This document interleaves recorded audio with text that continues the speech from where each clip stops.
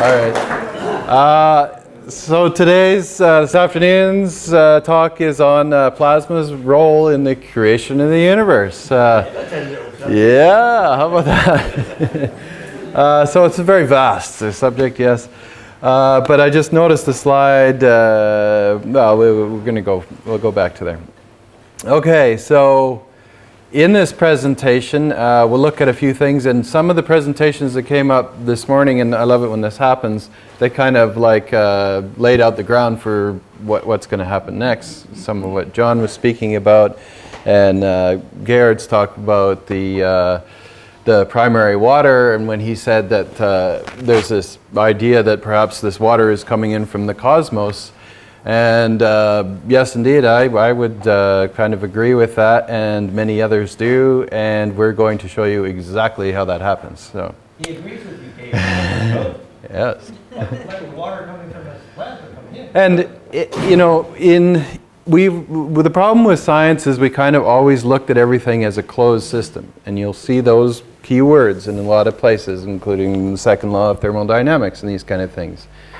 So you really have to ask yourself, well, what is a closed system? And, for many years, we're going to go back, because if you recall, last year we left off with Christian Birkeland. So we're going to start off and continue on from there. But when they were writing, back in the old days, they kind of didn't have an idea of things being so intimately connected. If you go way back in time into Gnostic traditions and Hermetic traditions, everything is connected and there is no escaping it. But science and religion sort of separated at one time, and we thought that we were the only ones, just like they would say, you remember when they used to say there's no water outside of the universe, we're looking for water out there. Silly things like that. There's no other life in the entire universe. We're the only ones, and we're the center of the universe, and everything revolves around us. So that whole idea is compartmentalization of consciousness, which has been part of the entrapment for our consciousness in this particular period in time that we're starting to realize and break free of. Fortunately. So this closed system where they said to people like Birkeland, who was saying, there's huge amounts of electrons and energy coming into the planet from the North Pole, and this is probably what's creating this aurora borealis when we see the aurora borealis and aurora australis on the South Poles. And everybody laughed at him. They're just like, this is completely ludicrous. Don't you know that the Earth is this beautiful little bubble and nothing ever comes or goes and leaves from here? This may not be exactly true. There is so much coming into this planet. Another good kind of idea concept along this line is the expanding Earth theory. So the Pangaea concept of all the continents being on one side and the rest of the Earth was water. Do you think there'd be a little bit of off balance there, and that might throw a bit of kilter into the spin of this planet? But when you look at in the center of the oceans on Google Maps, and you see these massive crevices where this new rocks are forming, and the youngest sort of geological formations on this planet are sort of on the where those supposed plates kind of meet, and they're growing out like this. And the oldest rocks you'll find in places like in Canada around the Hudson's Bay area and in Russia and around like that. So the idea of the expanding Earth theory is that the Earth is sort of like a seed crystal that's growing and expanding, and it has been growing. And water has been coming into this planet. It was a big part of it. But for many years, nobody really understood how water got to this planet. And so what Christian Birkeland was saying was that these electrons were flowing. He wasn't necessarily understanding how the elements were coming into the planet, but just electrons in general. And even those little small particles were too much for people back then, and everybody laughed at them. So everybody's pretty familiar with plasma by now, but I want to talk a little bit about electron density and pay a special note to these complex plasma down here and these. So the astrophysics it was, and another thing with the compartmentalization of the closed system. So here, okay, here's the part about the closed system. There is no closed system. We know that we can't really make a box that nothing can penetrate. We've talked about longitudinal waves penetrating into Faraday cages. There was a big facility that had a massive concrete vaults and what was his name, the famous psychic that could change the temperature in the Ingo Swann, right? So then the remote viewing and visualizing inside of all these things. So nothing's really a closed system, and this is the truth for the entire universe, the omniverse as we know it. It's all so interconnected, and today we're going to talk about those interconnections. So basically, electron density, the more electron density you have in these plasmas, the more energy they can contain. And one of our dreams is to make a tokamak reactor, which we're doing right here in France. The biggest ever built, I mean, teams of thousands of people. I'll show you a little fly-through later if we have some time. To make this fusion plasma that we can pull a ton of energy out of. So when Birkeland proposed that these electrons were flowing into the Earth through the poles, you know, everybody ridiculed him, and so it was a big controversy at that time, and it isn't until modern day that we started to understand that he was very well right and bang on. So we're kind of giving him a credit, even though that we gave him all kinds of other names for the aurora borealis, and we called them aurora jet streams and all these things, but what he called them was what they became named as Birkeland currents, and now fortunately science is recognizing him and we're going back to Birkeland currents. So what he did is he was a Norwegian, and he went to northern Norway and to the North Pole and all these expeditions with magnetometers and all these things to measure magnetic fields and energy densities all around the North Pole. So he was the first to speculate that the northern lights were charged particles which were actually ejected by the sun, and they got captured by the Earth's magnetic field and directed towards the polar atmosphere. And he created this box, which we'll show you in a second, called the Torella. And inside this Torella experiment, he artificially created in a plasma field the aurora borealis along with several other astronomical phenomena. So his approach to science was very broad. He was a mathematician, and he was just a very brilliant guy. He came up with a few other inventions, including a projectiles type of railgun. He was probably the first to make an electrical railgun system. So this is sort of an artist's rendition of how the solar wind and the envelope around the Earth is created. We're all familiar with the Van Allen belt. We've got much more accurate models now, but this is getting close.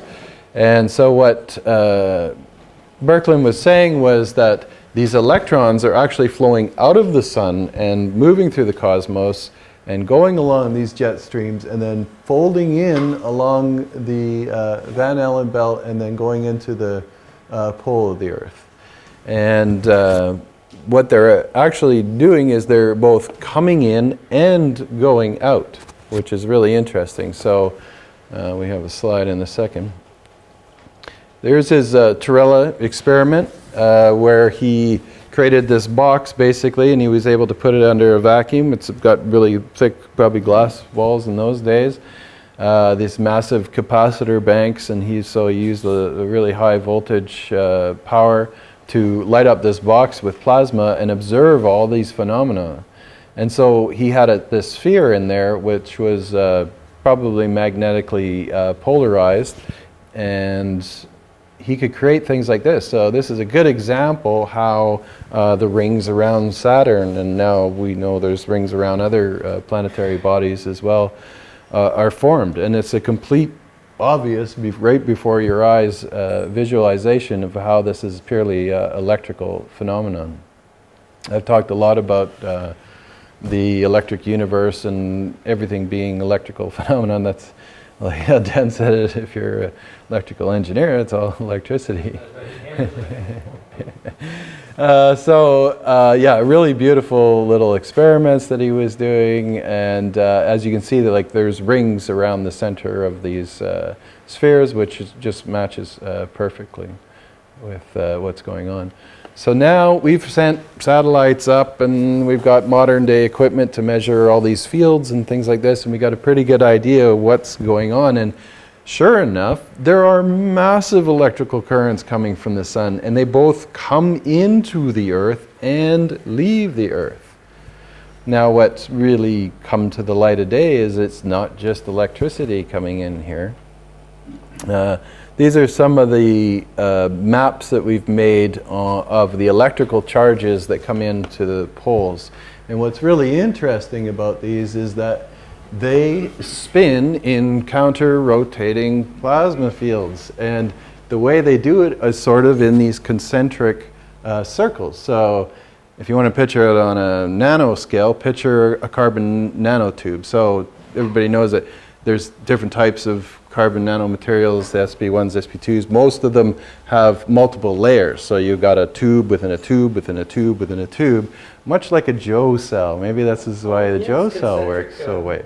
Metal rings. The structure of those tubes had to be so coherent, you need to know which way they were extruded to get the concentric capacitance. Right. So if anybody is playing with it, there's going to be a few clues here on how to really make a Joe cell rip, or perhaps the reason why the Joe cell charges it sometimes and then doesn't other times. It was monatomic hydrogen, explosive hydrogen, magic cell. So what's happening is some of these rings are rotating counterclockwise, let's say, and then this outer ring is rotating clockwise. And these current pressure dynamics across here is what's making the beautiful northern lights that we see in the sky. And these currents are quite huge, and as I say, they both come in from the sun, and they seem to come in on the sunrise side of the planet, and then exit on the sunset side. And they're both coming and going. So keep that in mind as we move forward. These electromagnetic disturbances and geomagnetic storms can be seen when the sun goes through its various phases. And then we know there's all kinds of cycles in the sun. Every 11 years it's doing really interesting things where the poles all change and flip, and the sunspot cycles. And anybody who's been into radio transmission and ham radios knows that on a bad solar activity day, you can't talk to your friend on the, over in Canada from here on your ham radio because the interference is so strong from these electron bursts that are just flooding into the planet. So when Birkeland went up on his expedition, he found these currents were flowing parallel to the auroral formations, and because the electric currents must flow in a circuit, that they glow and they come forward and back out into outer space. So in 1973, when the US Navy developed the satellite, the Triad, and flew over these massive electric currents, they wanted to measure how much power was really there. And so these sheets were capable of carrying 1 million amperes of current or more. And they found, of course, that the one was coming in the one side and the other was going out the other, just like Birkeland was saying. So 1 million amps of current, gee, let's see, that's a heck of a lot of power. You remember everybody is in their little rant about there is no such thing as free energy. Second law of thermodynamics. And I've always said, look there's nothing but free energy. We live in an infinite sea of energy. This is what you are. We are this energy. It's just that somebody was smart enough to put a meter on it and charge you for it, basically, is what it comes down to. So, with all these currents coming into the Earth, now you got to think of things like what we've been doing when we measure things like ground currents, and why does the magnetic fields change, because there's not a true, well, there's a north and a south pole of the Earth, but you find all these magnetic anomalies, especially in hills and mountains like this. And Lydia showed some excellent maps of the magnetic anomalies. And so what's causing those?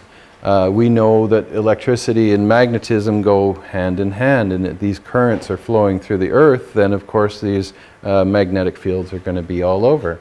Depending on where you are standing and where you're measuring, you have different field strengths. Now we do have also different current strengths of different energies flowing in the Earth. Different frequencies. So the Schumann resonant frequencies. Okay, let's put this one to bed for once and all. 7.8 hertz, how it started out, and now it's growing to 8 or whatever. And the thing that everybody always argued about this from a scientific perspective, they said that's too low a frequency to have. Our atmosphere doesn't have enough height for that wavelength to make that frequency onto the ground on the Earth where you're measuring these things. Now, everybody's got different numbers for this. Well, why is that? Okay, so A, we got to solve the problem of why are those frequencies so low. B, we got to solve the problem of why are they different, and are they changing, are they getting higher? But basically, when those massive currents come into the Earth and create these patterns, here it is. These are sort of the electromagnetic patterns around the Earth from these currents coming in. So you can see the highly charged, dense areas in the darker, in the red colors, and down to the darker colors where there's lower charges. As those currents move through the Earth, they're all pulsing in those sheets from frequencies. How do we get a really long wavelength of that? Think outside of the box, think off of the planet, think outside of the closed system. Hey, maybe we got enough distance in between the sun and the Earth to have extremely long wavelengths of cycles of pulses to come through. That energy is coming into the Earth and creating these ground loops, if you will, and electrical fields within the Earth. So wherever you're going, so that's why one guy gets 7.8 hertz Schumann frequency over here, and another guy gets 11 over there, is because those fields are all broken up into these patterns. And those fields are also adjusting, and they change in time, and some of them are well-traveled paths. So I like when you always see things in science, science first discovers this concept of ionic propulsion. That one came out a few weeks ago, some university down in the States. Nobody ever told them about T. Townsend Brown or anything. So this was another one. For the first time, scientific researchers have discovered this supersonic plasma jets in the Earth's upper atmosphere. Fortunately now, they're acknowledging Birkeland, and they're going back to, instead of giving them names like Aurora, plasma jets, and all these kind of things, they're giving him credit and calling them Birkeland currents. In these upper atmospheres, they're responsible for some pretty extreme conditions, including temperatures near 10,000 degrees Celsius. This was another thing we were looking at in that map of electron density and temperature. So more than a century ago, Norwegian scientist Christian Birkeland proposed that these vast electric currents powered by the solar wind were traveling through the Earth's ionosphere and propagating along the Earth's magnetic field. They can carry up to 1 terawatts of electric power to the upper atmosphere. This is a third of the amount of power consumption in the US in 1 year. This is 1 terawatt continuously as they're flowing. Of course, they're fluctuating and changing, and they go up and down. So, at any given second, you could have enough power to power the US for a year. Pretty amazing. Question, let me just finish off with this. Satellites that detected incredibly large electrical fields which are generated in the ionosphere were upwards and downwards Birkeland current interacting above the planet. The satellite trio has discovered these, what are known as electrical fields that are being driven by extreme supersonic plasma jets that have been dubbed Birkeland current boundary flows. So, thank you. And as I was saying before, these currents have cycles of shells around them, and they're moving in these shells. So this is sort of a visualization of how to look at. They call them, so when they hit in the earth and move into these patterns, they call them field-aligned currents. They appear on a wide range of scales, from large-scale Birkeland currents of hundreds to thousands of kilometers in width, to scales that extend down to a few hundred meters, so highly concentrated. Case studies of the magnetic field polarization suggest that the DC currents are organized in sheets, and these are the sheets that I'm talking about that are in these concentric rings. But the AC components, so there's both a direct current elements to them and AC components that are randomly generated, reflecting the filamentary structure of the small scale components. So during the second flyby, so is it just an Earth phenomenon? All the planets, you know, going back to what Kepler was saying, his biggest thing was into the platonic solids and how the platonic solids all nested together, as we see in the Star Mother kit. So Kepler built his model of our solar system based on that, and he said all the planets are in these harmonic nodes of the platonic solids. What he didn't understand at that time was that, and nobody did, that the planets were moving in an elliptical orbits. So around that time they started doing the math and they started figuring out, oh geez, he may be wrong because his math's off, because they don't quite align into these orbits. Later, and he passed away that way unfortunately, but later on when you do the mean average of that ellipse, they do all fall into perfect alignment with this. So the planets are sort of like harmonic nodes. Did we talk about that earlier? Well, we will a little bit later then. These harmonic nodes, so that we have the sun as our center power system for the center of our solar system, and the planets all fall into these harmonic node positions going out from the sun. So it makes sense that other planets are receiving this power as well. So during this second flyby of the Messenger space probe that we sent out there into around Mercury, it discovered, and Mercury is a small planet closest to the sun, so there's got to be some good power there, and sure enough there is. It encountered magnetic tornadoes, twisted bundles of magnetic fields containing the planetary's magnetic field into interplanetary space. They're up to 500 miles wide and a third of the radius of the planet. So these massive vortex tornadoes that the satellites were flying through. They form when the magnetic fields are carried by the solar wind connected to Mercury's magnetic field.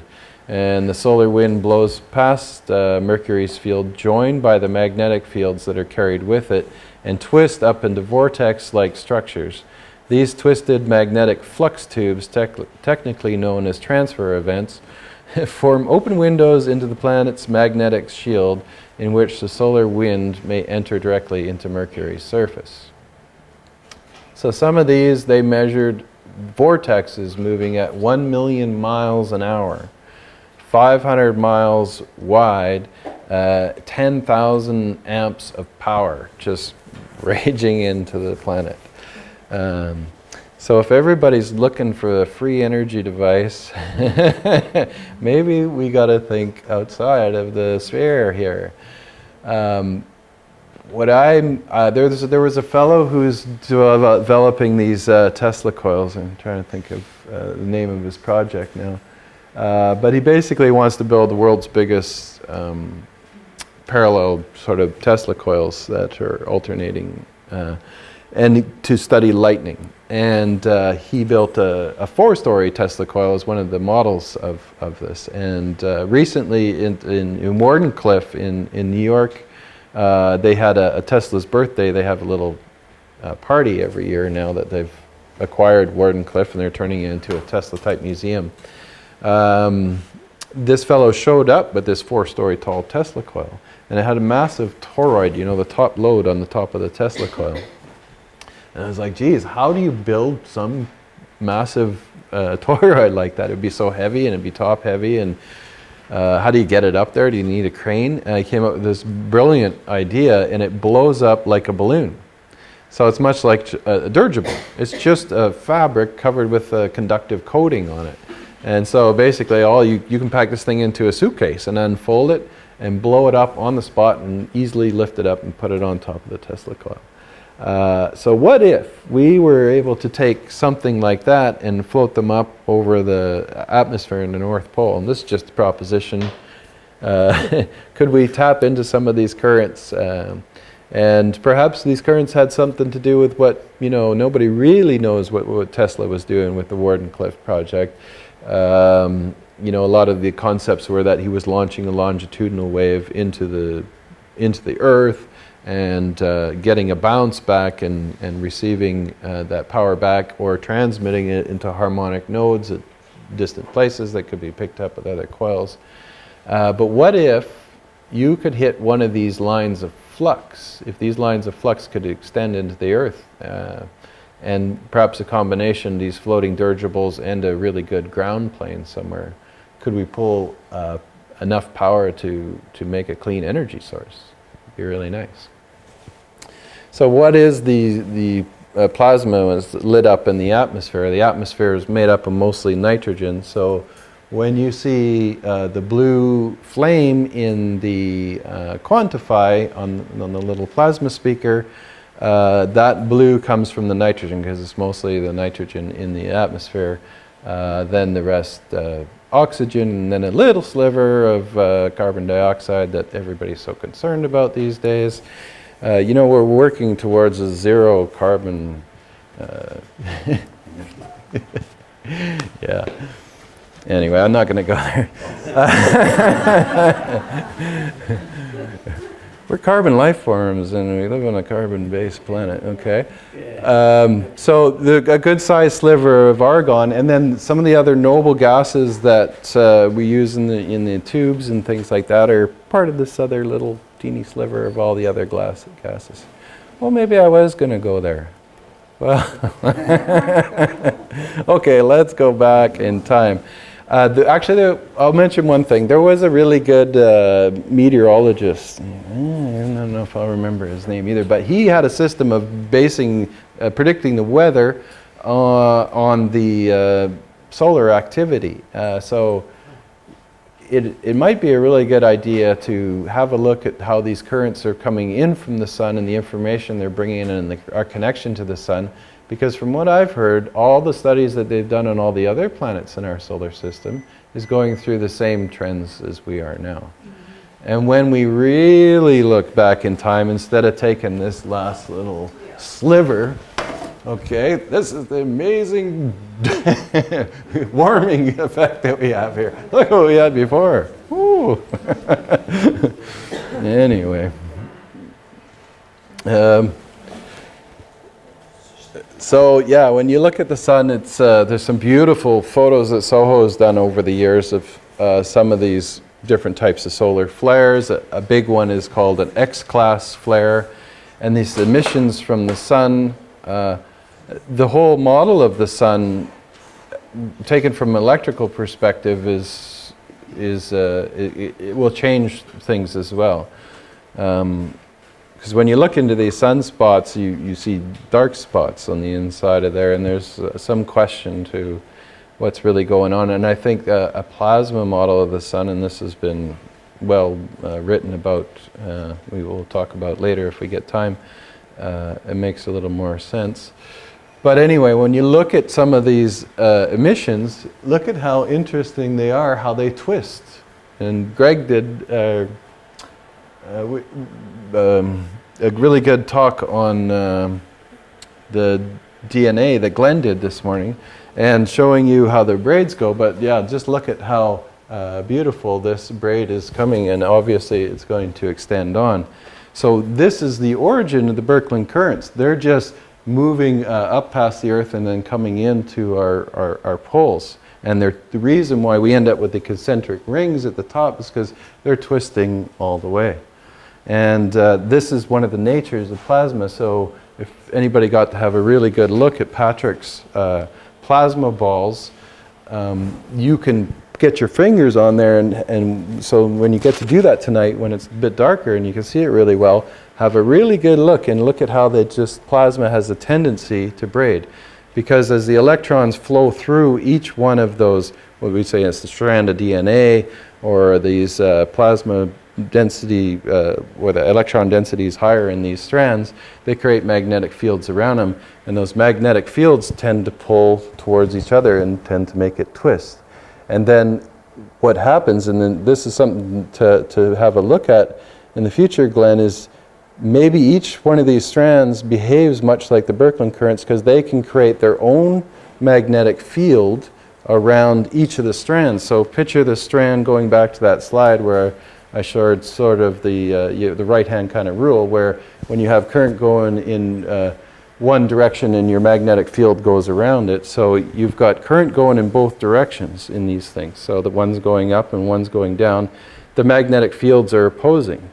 But at some point, those fields tend to mold together, and the field goes around the two as they twist together. So is there an electromagnetic component to the braiding and unbraiding of the DNA? The DNA learned how from stars. Right. That's called right-hand. Yeah. Yeah. So how interconnected we all are. So talk about fractal and recursion, right? This one's kind of interesting because the bow shock, like John was talking about, you can see on this one, and actually it looks like a nice Theraphi tube here, even at that. You can see the front end of this wavefront of this thing moving. These are like what they call like X-class flares and stuff. So when our satellites, and there's been many times where our Earth's here and the satellites are going around, when these satellites are on this side and those jets come right at the Earth, they have a good potential of just being overloaded and destroyed. And we can actually detect them, and they got shields. They're like, okay, Scotty, shields up. And they'll close them off so they can take the brunt of these massive voltages and currents that are coming ejected by the sun. So I've played with these kind of currents quite a bit. These are some in and it all depends on atmospheric conditions. These are currents, plasma currents created by the Theraphi in testing processes. It's capable of creating these twisting kind of braiding currents as well. And they're a lot of fun to play with.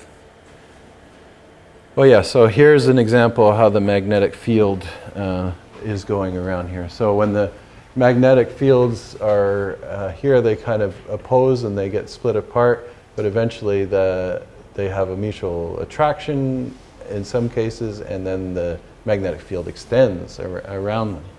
And you get both currents moving in both directions. So this is a communication. So how is the Earth communicating with the Sun and the Sun communicating with the Earth? Well, this is the internet of our solar system. And now, we go beyond the box again, think outside of the system here. Our sun's doing it too, because every sun is interconnected through what they call light tubes. So you've heard about this. When you look up at the stars, you're seeing a star. You're seeing that light from supposedly, a long time ago in the past. But that fact that light is reaching your eyes is this photonic emission that you emitted from the sun. Now you're receiving it. Now when we look other people in the eyes and we know what they're thinking or we're feeling or whatever, the photonic exchange that's being emitted from our eyes, and these are all the same patterns that are going over and over. And note that we have these two eyes, and perhaps there's a braid in between all of us, and there are connections in this way. So these light tubes can go on vast distances throughout the cosmos, and what's really interesting is that they happen to be carrying elements along with them. So it's not just electrical charge. They're actually carrying hydrogen and oxygen, hence we get the water flowing into this Earth and out of the Earth in massive amounts when those elements combine in here. And it's not just that, it's other elements as well. Sulfur, even iron. You get iron at the core. And what's really cool is these going back, so we looked at the twists in these. Inside of each of these tubes, if you want to call them that, the Birkeland currents, the higher electron densities, they set up into shells just like the concentric rings on the poles of the planet as well. And the lighter elements go out to the outer edge. So you got hydrogen going out on the outer sphere, and then helium, and then denser elements. Then in the middle, directly in the middle of the line, which produces a very conductive channel, then you have iron and silica and carbon. And man, we are just transporting elements all through the galaxy through these things. Now, perhaps if we talk about the stargates and the wormholes and all these things, it's simply a matter of just riding the wave. Follow the wormhole, right? Yeah. So they say the plasma is the bloodstream of the galaxy mind. And the Sufis say planets and stars experience gravity relations erotically. Yes, when those waves touch. Yeah, exactly. And it's beautiful when you see it, right? It's just, it's poetry. It's lovely. So, this is a little video that we'll show you. Okay, so one last thing. They're going to explain it in the video, but what happens is those things sort of get rarefractions and densities. When they really get strong fields, they start to twist in on each other, and they braid, and they form toroids. So when the braid gets really strong, they form harmonic nodes where all the elements come together, and then they'll form the birth of a star. So this is how a star is born as well on these currents. And this video explains it very well. So let's see if we can get it to go. We don't, yeah, there's no sound, I don't think. Let's see if it'll go. Come on, baby. Is there a way to make it start when you're on that slide, or does it just kick in? You know, I noticed on Gayar's computer, it took it a while. Okay. It thought about it for a minute. I think what I was doing is I just hit the next arrow. Oh, there it goes. Yeah. All right. So here's the filaments. There's two filaments. When the current member flows back and forth, and like John was showing, that current can go backwards and forwards. When the current goes forwards, they attract, and when it goes backwards, they repel. So now they can, maybe can I hit the space bar? Yeah. So now, when they really attract, they start to twist. So now they're talking about how the helium is forming on the outer layers, then hydrogen layer, then oxygen, nitrogen, iron, silica in the dense middle layers. Now look at how they braid on, and those braids start to twist up even more, just like the DNA. And then what they call that crossing point is a Z-pinch. This is part of the magnetic confinement and magnetic constriction. And when you get a very strong Z-pinch, then you get these nodes, harmonic nodes, along the wavelength of that light tube, and all those elements compress into forming gravity as they're sticking together, because now they have the charge that's pulling them all together, and bingo, bango, a star is born. A Z-pinch is what they talk about when they, in Los Alamos plasma, they said the Z-pinch is the moment where the plasma lines converge in the braid to make a node, as you say. Yeah.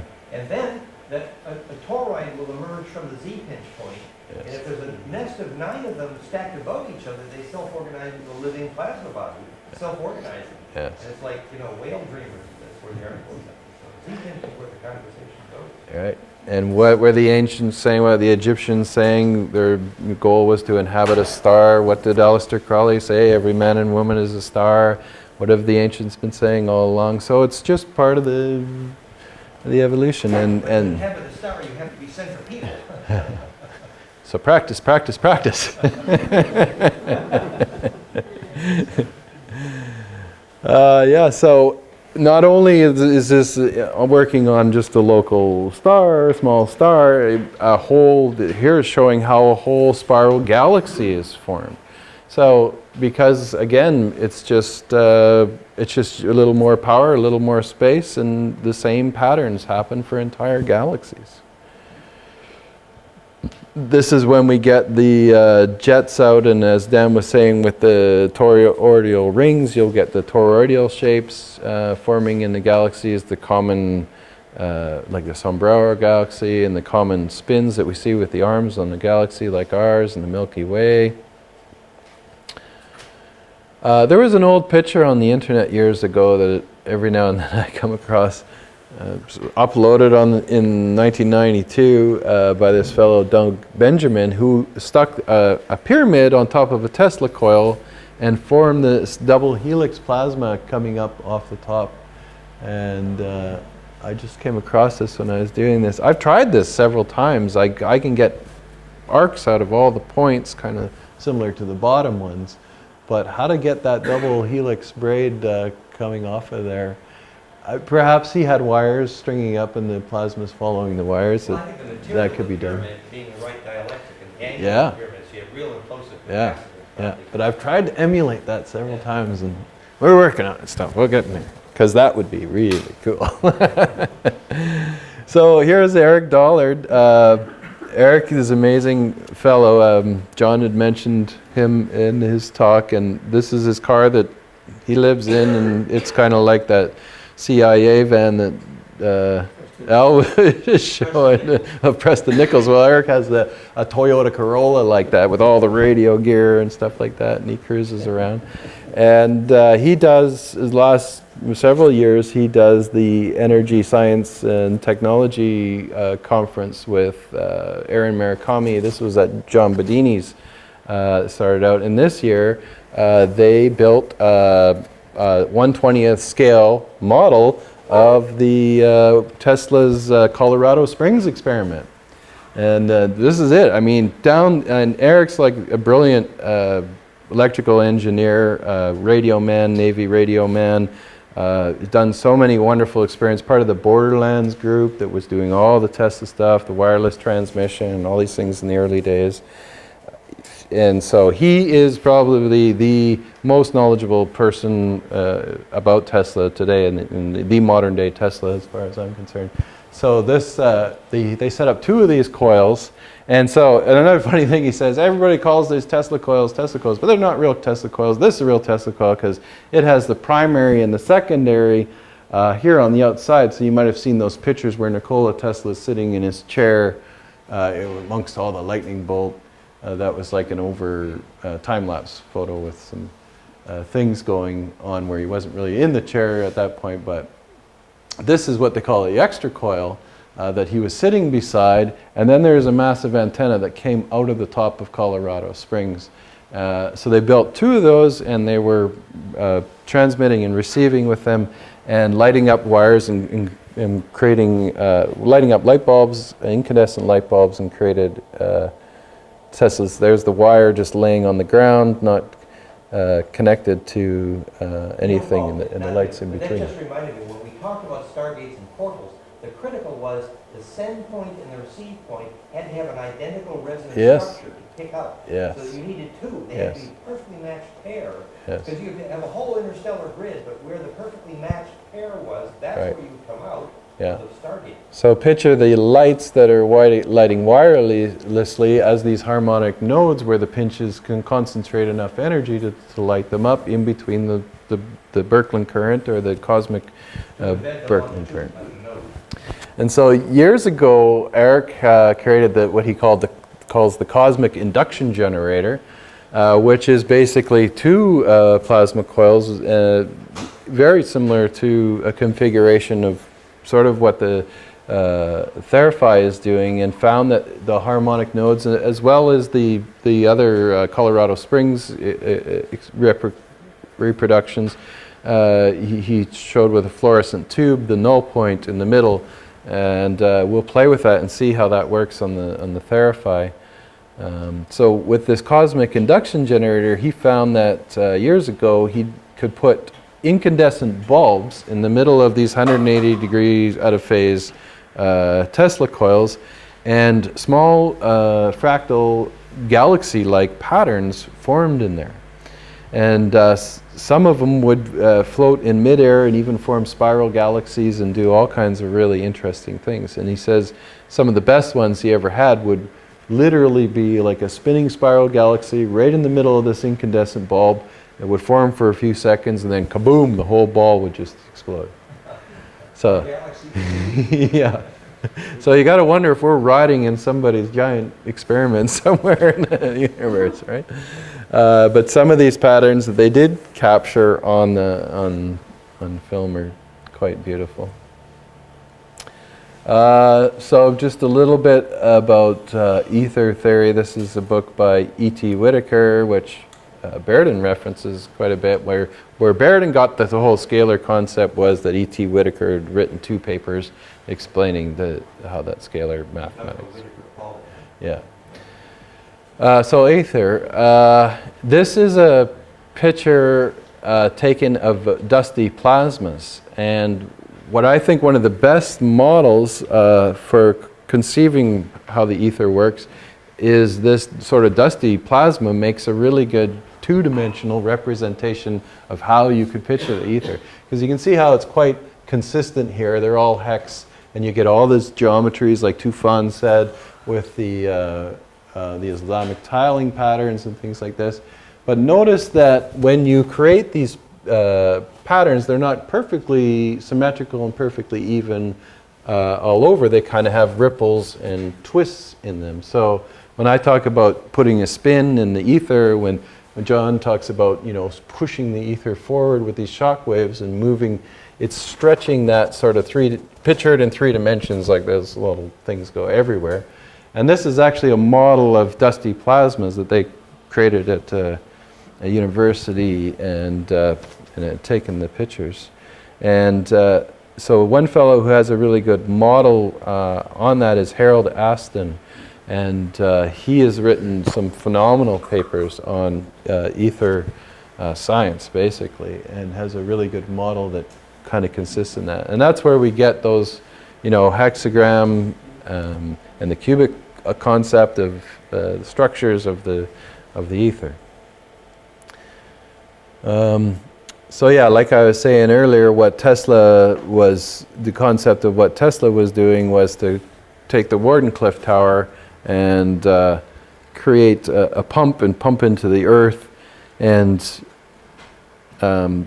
possibly I'm thinking what he could be doing is pumping in and tapping into some of these currents, these massive electrical currents, just like these massive water currents are flowing in the earth.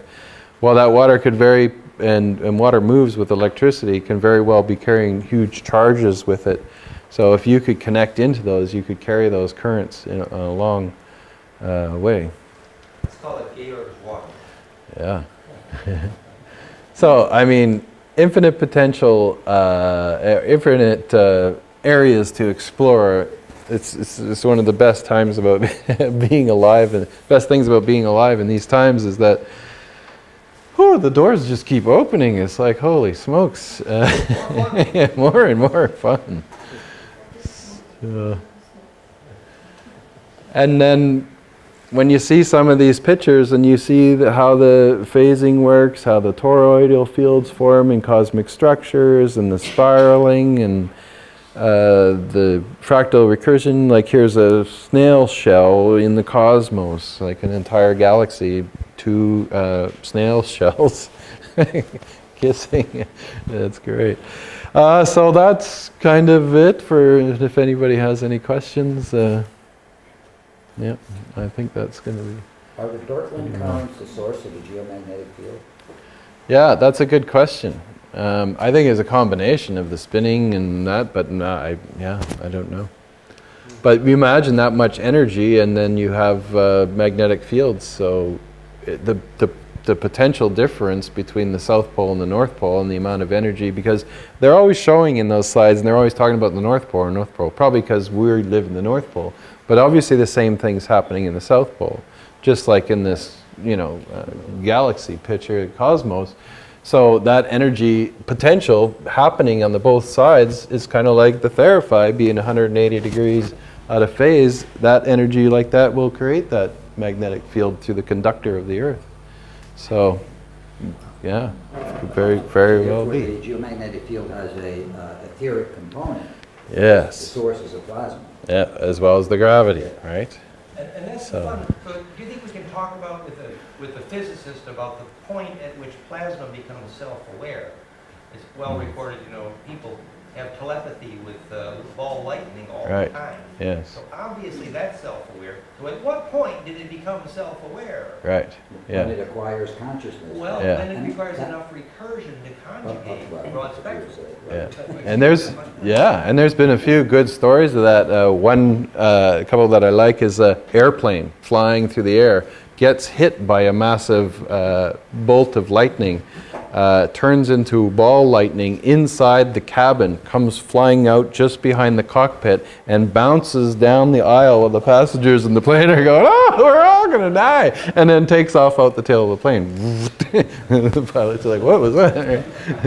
Another one where ball lightning hits a woman's side of their house and hits the window and starts to go, then slowly passes through on the inside of the window, bounces around the floor, and she picks up the broom and like, "Get out, get out, get out!" And the thing bounces around and goes out the front door.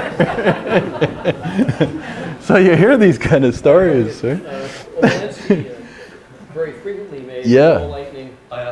off the Teslatron emitter, and they just drop to the floor and bounce and skitter across. Yeah, yeah. It was George Edgley who worked with us on the project in Marseille, but he's the one who collected all the stories about ball lightning and telepathy. Yeah, great. Yeah. Not just the broom, but Yeah. you could actually talk to it. Yeah, for years it was really hard to make ball lightning. I remember all the articles. Scientists have been struggling for years to be able to capture ball lightning and experiment, and so. But nowadays it's quite common. You just go on YouTube and you type plasma ball lightning microwave and have a look at some of the videos, and you can take a jar, get a pretty good thick, nice Pyrex bowl or something like that. Put it on a couple standoffs so it's upside down inside your microwave, with a little bit of flame in there, and carbon nanomaterial makes excellent. Oh yeah. So you put a candle in there and you light the candle. That carbon that's coming off the candle flame, instantly, as soon as you hit the power, you got a switch on the ball lightning, and you can pop it on and There's a shoot it all carbon around. fuse in the microwave heat, and if you do it at the right geometry, the meeting was at Jean-Paul Viverian to measure cold fusion or Yeah. measure fusion. Oh yeah, in your microwave. Yeah, It yeah, was a absolutely. microwave, Yeah. making ball lightning. Oh yeah. Yeah. So there's another question here. Sorry. Yes, it's a good presentation and it's all for this good presentation. And this ether, you have this picture for this, you have this small holes in it. And you explain what the connection with the sun and the earth and the spin around the index. And that's the same I have seen happens in the sun and the earth, you have a spin. Yeah. And it's spin of electron going in, and that's to drive the earth around and move it around the sun.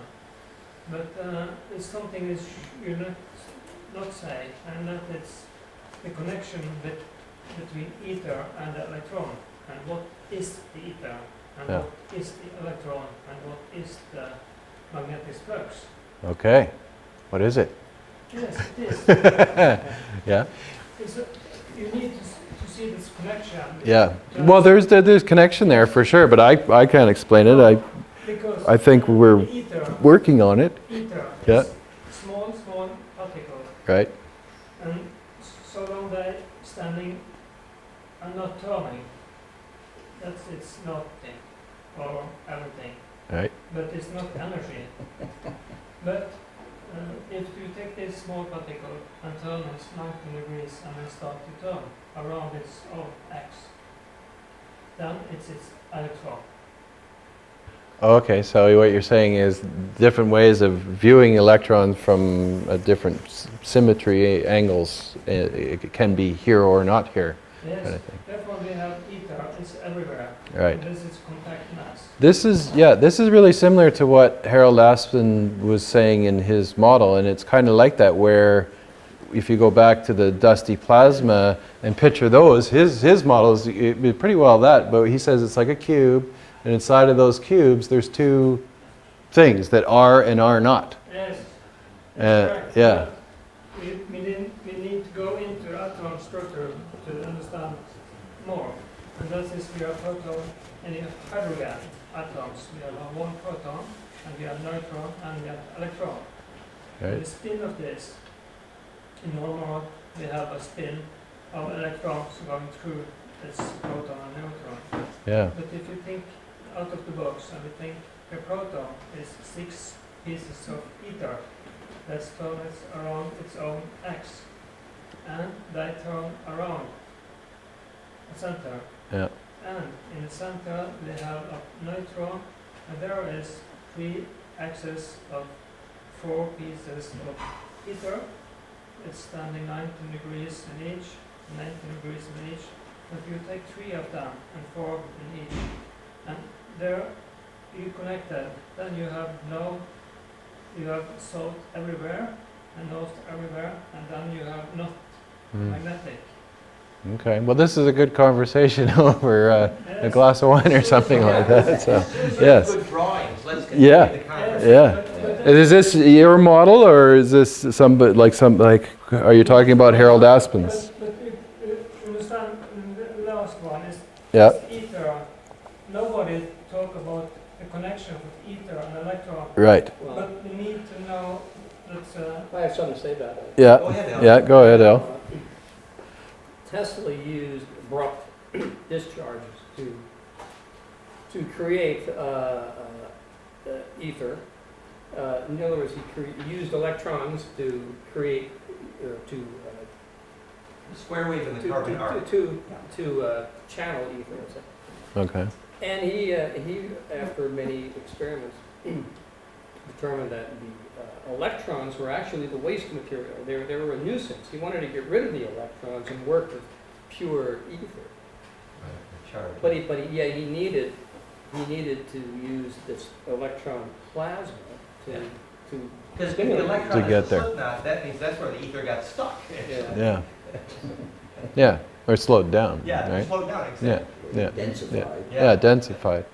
Yeah. And then depending on how you look at it, then you got photonic emission when those electrons are moving around, so the photons all tie into it too. So this is all just sort of like if we're drifting in the sea or ether. The idea of many of the ideas of the ether for people that are trying to grok this is that the theories were that the ether is out there as a large body.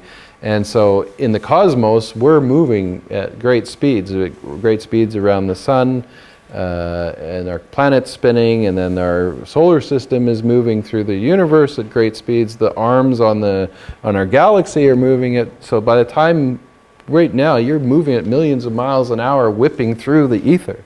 So what they always looked for was this idea of ether drift that they did with interferometry, where they tried to notice, like Dan was saying, about the lasers and the diffraction of, because you should see more ether drift at one end, and if you're going this way against the ether flow, than this end. You should be able to calculate the time differential between there. But So. because you have no pictures of that you talk, but all the time you say, stop, you need pictures. Yeah. It's many people that's That's called a pictures, model. that's they Yeah. talk about. You need a model, a 3D modeling Yes, software, you need a something. model. Yeah. Yeah. A beautiful skill to visualize that. That's Yes, wonderful. but That you're dreaming that is I wonderful. have, it's needing to say the end of this story, because Yeah. I Okay. didn't say what's the ether and the electron is yet, Okay. because that's the reason. Because this electron, it's going in a coil, it's going around and into the center. Right? Like a slip knot. Yes, as you have told many times, you have only one picture, so you show us, you didn't see everything. Well, we have some beautiful 3D platonic models in the Yes, atomic we table. should do But, it, but it'd be wonderful to add yours, but we need your drawings. Yeah. Your hands don't quite do it for us. We'd love Maybe next year you can put your drawings together and give us a little talk, The because that skill would be to great. visualize this in your head is a beautiful thing. Yeah. The fact that it's happening in your dreams is wonderful. Yeah. Please, thank you. All right. Anybody else? Yeah. One Sure. question. Yeah. thanks. So, Oh, sorry. so like you said, with the solar flares, It's one. also oxygen and hydrogen goes out, right? Yeah.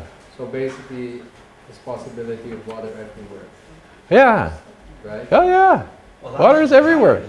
I mean, when I grew up, they told me in school there's no other water out there. We're looking for it. We're looking for water on Mars and the moon. Don't find it. Sorry, Pancho. It's the basis of creation. It was all created with it. Everything stems from that. Hydrogen's like the seed element on the periodic table, and water is the key. When we really understand water, we will have an infinite source of energy, and we will heal any problem that we burn the hydrogen. have. It's gorgeous. It's like- Yep, absolutely. And the converting water to hydrogen is getting easier and easier. Yeah. And the energy crisis is over. If you know the frequency signature, Right. that's another Well, story. they have cars that run nights on But yeah. let's give Paul a Exactly. applause. Thank you.